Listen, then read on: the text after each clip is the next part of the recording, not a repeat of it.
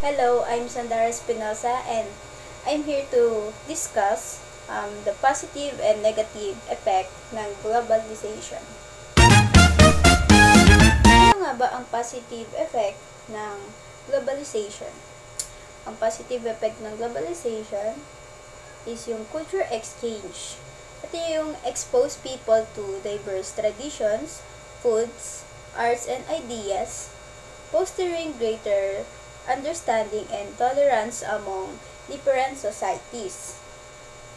And sinasabi dito is, inilalahad daw yung mga tao sa magkakaibang tradisyon, pagkain or mga sining, at yung mga idea na nagpapatibay na higit na pagkakaunawaan at pagpaparaya sa iba't ibang lipunan. At andito naman ang negative effects ng globalization. At ito naman ang mga negative effects ng globalization. Ito yung economic inequity. Wide is the gap between rich and poor, both within the between countries, as some groups benefits more than others from global trade. Excuse me.